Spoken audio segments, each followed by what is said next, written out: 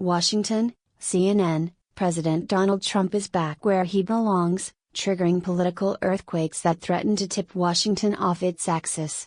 One moment, Trump is presenting his impregnable political base with its biggest test yet as he edges toward a deal with Democrats on immigration, one that will test whether he or outraged conservative pundits have the best fix on the loyalties of his supporters. The next, he's proving how polarizing, and sometimes detrimental to his own fortunes he can be, reigniting the controversy over his response to neo-Nazi violence in Charlottesville, insisting that there were bad dudes on both sides. If that was not enough for one frenetic day on Thursday, the New York Times reported that Trump had upbraided his Attorney General Jeff Sessions, calling him an idiot and disloyal, over his handling of allegations of collusion between the president's campaign aides and Russia. Trump's signature ability to place himself at the center of multiple, simultaneous political storms is on display as he reaches the end of a momentous week that started with Hurricane Irma tearing a trail of destruction across Florida, for a while eclipsing even Trump's gargantuan political personality and capacity to dominate the news. The president's attempt to broker a deal with Democrats to allow hundreds of thousands of young, undocumented migrants to stay in the U.S. sparked a political explosion and predictions he will rupture his visceral connection with his most faithful supporters on an issue that helped to electrify his campaign.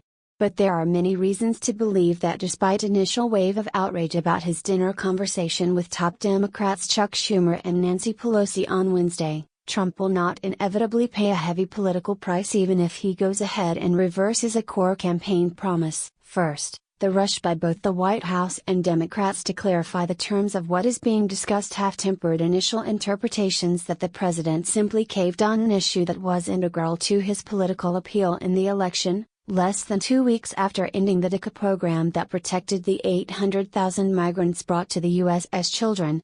In a series of tweets and comments to reporters, Trump repeatedly sought to explain himself to his supporters amid a flurry of criticism from prominent celebrity conservatives after the Democrats had initially indicated that a deal would be made to twin protection for DACA recipients in return for border security excluding the wall. No deal was made last night on DACA. Massive border security would have to be agreed to in exchange for consent. Would be subject to vote, Trump wrote on Twitter. Later, his campaign blasted out an email from the president. There's been a lot of noise today and a lot of rumors. Let me set the record straight in the simplest language possible. We will build a wall, not a fence, along the southern border of the United States of America to help stop illegal immigration and keep America safe. The pushback operation was a sign that the president appreciates the hypersensitivity of any potential deal on immigration among his core voters.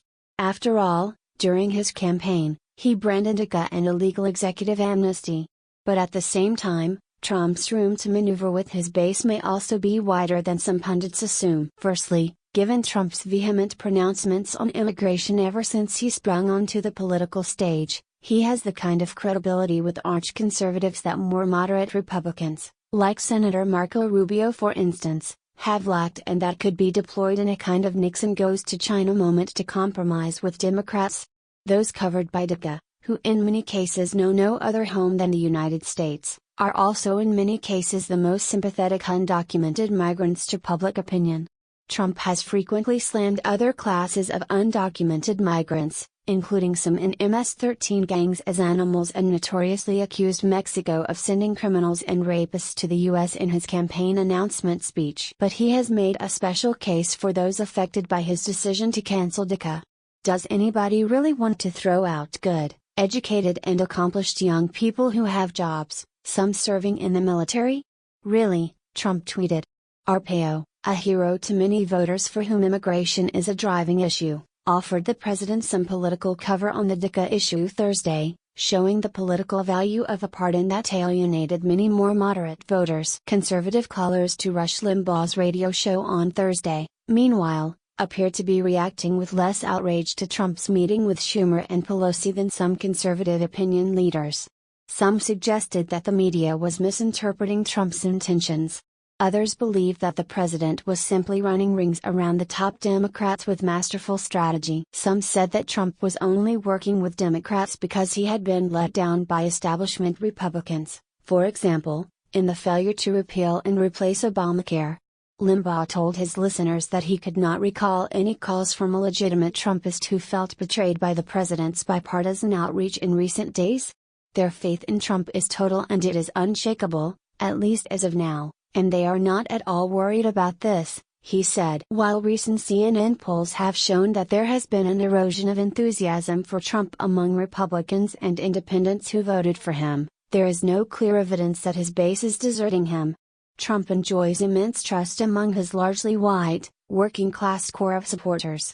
Many regard him as the only politician who has ever dared to give voice to their grievances and bonded with him over his economic nationalism and America First greed. A wholesale repudiation of that philosophy would likely be needed to splinter the president's core support. Some voters, bitterly disappointed with gridlock in Washington, turn to Trump, an outsider, because of his professed deal-making abilities, another factor that may give him some political running room.